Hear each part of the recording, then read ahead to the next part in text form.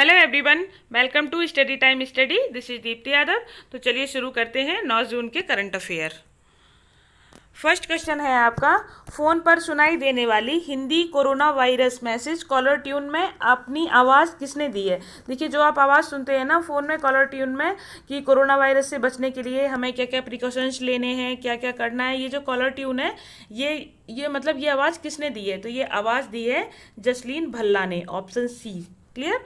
चलिए नेक्स्ट है, किस बैंक ने समर ट्रीट्स अभियान शुरू किया है। देखिए, इससे पहले इन्होंने एक और अभियान शुरू किया था, सेफ्टी ग्रिड, और अब इन्होंने शुरू किया है समर ट्रीट्स। तो ये शुरू किया है HDFC बैंक ने, ऑप्शन सी जाएगा आपका। क्लियर। चलिए नेक्स्ट है, भारत ने किस देश के साथ म्यूचुअल लॉजिस्टिक सपोर्ट एग्रीमेंट यानी कि MLSA पर हस्ताक्षर किए हैं। यानी अब हम दोनों एक दूसरे के साथ रसद यानी लॉजिस्टिक और मिलिट्री आधार जो है उनका इस्तेमाल कर सकते हैं। तो ये भारत ने किया है ऑस्ट्रेलिया के साथ, यानी कि ऑप्शन डी जाएगा। इससे पहले भारत ने ये एग्रीमेंट अमेरिका, फ्रांस और सिंगापुर के साथ साइन किया हुआ है। क्लियर। चलिए नेक्स्ट है, स्पेस एक्स ने एक और फाल्कन 9 का उपयोग करके कितने नए इंटरनेट उपग्रहों को अंतरिक्ष में लॉन्च किया है। देखिए, इन्होंने किया है 60 इंटरनेट उपग्रहों को, यानी कि ऑप्शन बी जाएगा आपका। इन्होंने 60 इंटरनेट जो उपग्रह हैं वो पहुंचाए हैं अंतरिक्ष में। और स्पेस एक्स कंपनी के CEO कौन है? CEO हैं एलोन मस्क। इसके अलावा स्पेस एक्स ने एक ड्रैगन नाम का अंतरिक्ष यान भी छोड़ा था अभी कुछ दिनों पहले। कहाँ से? कनाडा स्पेस सेंटर फ्लोरिडा से। ठीक है, जिसमें इन्होंने 2 अंतरिक्ष वैज्ञानिकों को इंटरनेशनल स्पेस स्टेशन पहुंचाया था। तो स्पेस एक्स पहली कंपनी है दुनिया की जिसने अंतरिक्ष में लोग पहुंचाए हैं। क्लियर। चलिए नेक्स्ट है, एडिडास के ब्रांड एम्बेसडर के रूप में किसे नियुक्त किया गया है। देखिए, ये हैं पूर्व मिस वर्ल्ड मानुषी छिल्लर। ठीक है, यानी कि ऑप्शन डी जाएगा। ये हरियाणा से हैं और ये डॉक्टर है। और एडिडास कंपनी कहाँ की है? ये है जर्मनी की कंपनी। ठीक है। चलिए नेक्स्ट है, कौन सा देश 2022 AFC एशिया कप, AFC का मतलब यानी कि एशियन फुटबॉल क्लब, ठीक है, इसकी मेजबानी करेगा। और जो AFC महिला एशिया कप की मेजबानी करेगा आपका भारत, यानी कि ऑप्शन सी। और 2022 में हमारी आज़ादी के 75 ईयर पूरे हो जाएंगे। इसके अलावा 2022 में भारत G20 समिट भी करेगा, G20 समिट भी ऑर्गेनाइज करेगा भारत। क्लियर। चलिए नेक्स्ट है, भविष्य में सतत रूप से एक मजबूत एवं लचीली ऊर्जा प्रणाली बनाने के लिए केंद्रीय विद्युत मंत्री, हमारे केंद्रीय विद्युत मंत्री कौन है? RK सिंह है। ठीक है, RK सिंह। तो इन्होंने केंद्रीय विद्युत मंत्री ने विश्व पर्यावरण दिवस के अवसर पर किस पहल की शुरुआत की है। तो देखिए, ये इन्होंने शुरुआत की है #ICommit, option B is the right answer. Clear. चलिए नेक्स्ट है, फोर्ब्स की 2020 की सबसे ज़्यादा कमाई करने वाली सेलिब्रिटीज़ की लिस्ट में शामिल होने वाले एकमात्र भारतीय कौन है। तो देखिए, ये हैं एकमात्र भारतीय हैं हमारे अक्षय कुमार। ठीक है। और सबसे जो दुनिया में सबसे ज़्यादा पैसा कमाती हैं वो सेलिब्रिटी हैं काइली जेनर। और इनकी एक साल की कमाई आकी गई है तो ये लगभग $590 मिलियन, यानी कि लगभग 4000 करोड़ है। और अगर मैं प्लेयर्स की बात करूं तो प्लेयर्स में नंबर 1 है रोजर फेडरर। ठीक है। और अगर जो रोजर फेडरर, और अगर भारत की बात करूं तो जो 100 बेस्ट प्लेयर हैं उनमें सिर्फ हमारे भारत के एक खिलाड़ी जगह बना पाए हैं, वो हैं विराट कोहली। ठीक है। और अगर महिलाओं में जो महिला प्लेयर होती हैं, महिला खिलाड़ी होती हैं, उनकी बात करूं तो उनमें सबसे ज़्यादा पैसा कमाती हैं नाओमी ओसाका, ये जापान की खिलाड़ी हैं। क्लियर। चलिए नेक्स्ट है, energy efficiency services limited US agency for international developments ने किस कार्यक्रम की साझेदारी में healthy and energy efficient building पहल की शुरुआत की है। यानी कि ये जो energy efficiency services limited company है, ये चाहती है कि भारत में जो बिल्डिंग्स बने, जो इमारत बने, वो ऊर्जा दक्ष बने, यानी एनर्जी एफिशिएंट बने। इसके लिए इन्होंने पार्टनरशिप की है USAID के साथ। तो इस योजना का नाम है मैत्री, option A is the right answer. ठीक है। चलिए नेक्स्ट है, अगले कितने वर्षों में देश भर में 200 नगर वन विकसित करने की शहरी वन योजना को शुरू करने का ऐलान किया गया है। यानी अब शहरों में वन लगाए जाएंगे, तो ये लगाए जाएंगे अगले 5 वर्षों में, ठीक है। यानी कि ऑप्शन बी, भारत में 200 नगर वन लगाए जाएंगे, मतलब बनाए जाएंगे अगले 5 वर्षों में। और ये घोषणा किसने की है? ये घोषणा की है हमारे पर्यावरण मंत्री प्रकाश जावड़ेकर ने, ठीक है। और जो यूनाइटेड नेशन एनवायरनमेंट प्रोग्राम है ना, यानी कि यूएनईपी, इसका हेडक्वार्टर कहाँ है? इसका हेडक्वार्टर है केनिया की राजधानी नैरोबी में। और ये केनिया कहाँ है? केनिया है दक्षिण अफ्रीका में, ठीक है। और यूएनईपी ने अपना जो सद्भावना राजदूत है, सद्भावना दूत है, वो किसको बनाया? वो बनाया है दिया मिर्जा को, ठीक है। और भारत में सबसे ज़्यादा वन कहाँ पाए जाते हैं? तो वो पाए जाते हैं मध्य प्रदेश में। लेकिन अगर औसत के अकॉर्डिंग देखें तो पाए जाते हैं मिजोरम में। अब देखिए बात समझिए, दोनों में क्या डिफरेंस है। देखिए, भारत में सबसे ज़्यादा अगर वन कहीं पाए जाते हैं तो वो मध्य प्रदेश में है। लेकिन मिजोरम का जितना उनका क्षेत्रफल है, जितना उनका एरिया है मिजोरम का, उसके अकॉर्डिंग वहाँ पे वन ज़्यादा है। जैसे कि मिजोरम में एरिया है 100%, तो 100% में 75% में वन लगे हैं और 25% में वहाँ के लोग रहते हैं। और जैसे मध्य प्रदेश है, तो मध्य प्रदेश की वहाँ पे भारत में सबसे ज़्यादा वन है, यानी कि वहाँ पे एरिया से कोई मतलब नहीं, वहाँ भारत में सबसे ज़्यादा है। बट यहाँ पे एरिया वाइज परसेंटेज के हिसाब से मिजोरम में ज़्यादा है। जो इनका एरिया है उस एरिया में वन ज़्यादा एरिया में लगे हैं, लोग कम एरिया में रहते हैं, समझे। अच्छा, इसके बाद एक और चीज़ बता दूं, जो बैम्बू है यानी कि बांस, अब इसको हमने पेड़ की परिभाषा से निकाल दिया है और हमने इसको फसल घोषित कर दिया है। इसके लिए सरकार ने इंडियन फॉरेस्ट एक्ट 1927 में संशोधन किया है, ठीक है। और जो पेड़ लगाने का काम है वो पहले केवल सरकार का था, बट अब ये काम प्राइवेट कंपनीज भी कर सकती हैं। और इस योजना का नाम दिया गया है ग्रीन क्रेडिट, ग्रीन क्रेडिट, ठीक है। और 21 मार्च को अंतर्राष्ट्रीय वन दिवस मनाया जाता है। क्लियर?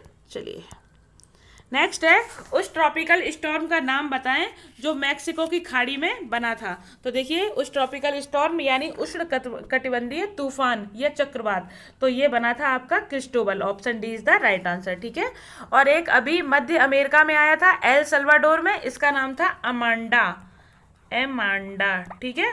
और इसके अलावा 3 हमारी ईस्टर्न तरफ आए, यानी कि पूर्वी दुनिया में आए हैं। एक निसर्ग, अम्फान और मांग। निसर्ग नाम दिया था बांग्लादेश ने, और अम्फान दिया था थाईलैंड ने, और मांग दिया था इंडोनेशिया ने नाम, ठीक है। और जो निसर्ग था इसने किसको हिट किया था? इसने महाराष्ट्र और गुजरात को हिट किया था। और अम्फान ने बांग्लादेश को, वेस्ट बंगाल को हिट किया था। और जो मांग था उसने ऑस्ट्रेलिया को हिट किया था। क्लियर?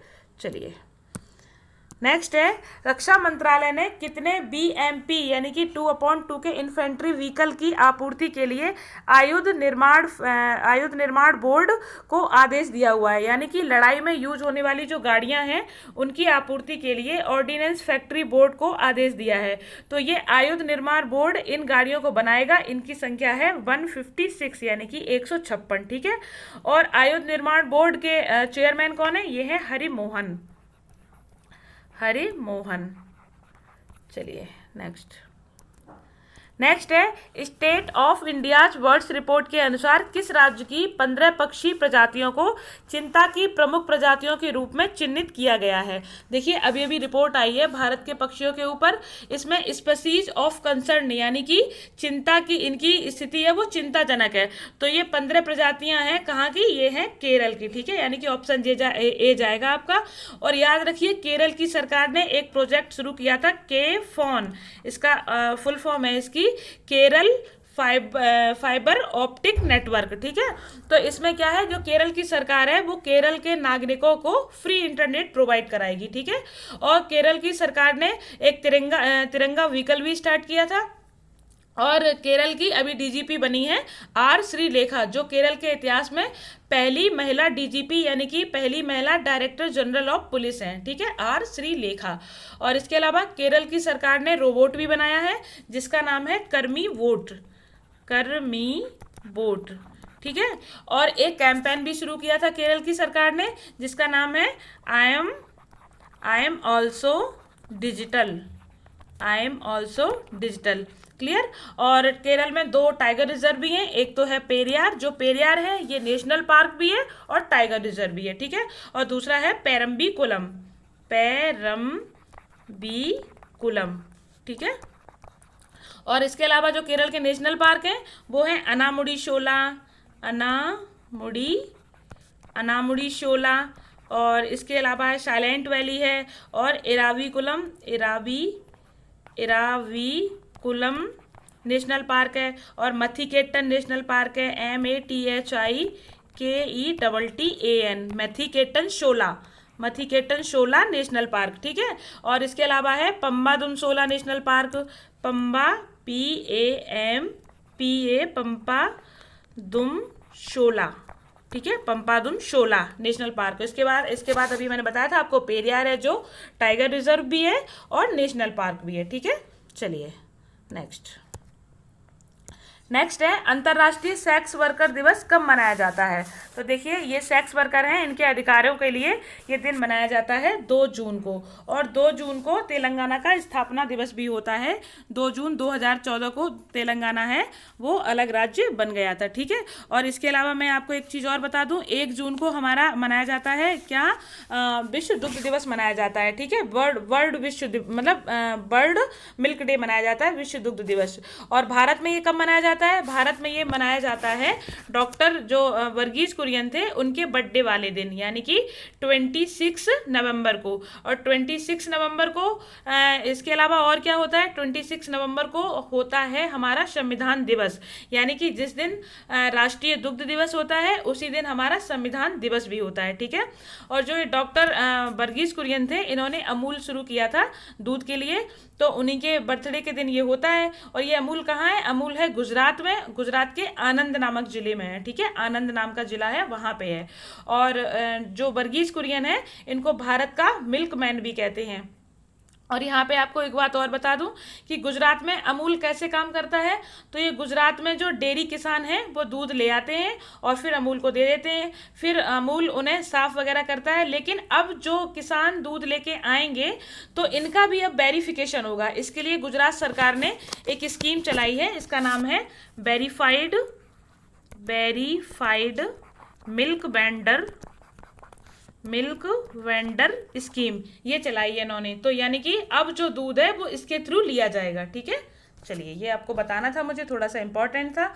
और इसके अलावा 1 जून को पेरेंटल डे भी मनाया जाता है, यानी कि माता पिता दिवस भी मनाया जाता है 1 जून को। और जो MP था उसने 1 जून को ही एक ऐप भी शुरू की थी, टॉप पेरेंट ऐप उन्होंने शुरू करी थी, ठीक है। चलिए कुछ एक्स्ट्रा इन्फॉर्मेशन थी 1 जून के बारे में तो मैंने आपको दे दी। चलिए अब देखते हैं नेक्स्ट क्वेश्चंस। सरकार ने सचिवों के अधिकार प्राप्त समूह यानी कि EGOS की स्थापना करने का निर्णय लिया है, जिसकी अध्यक्षता कौन करेगा। देखिए EGOS का मतलब होता है एम्पावर ग्रुप ऑफ सेक्रेटरी, तो इसकी अध्यक्षता करेंगे भारत के कैबिनेट सचिव, यानी कि ऑप्शन C। और हमारे कैबिनेट सचिव हैं कौन, ये हैं राजीव गाबा, ठीक है, ये हमारे कैबिनेट सचिव हैं। चलिए नेक्स्ट,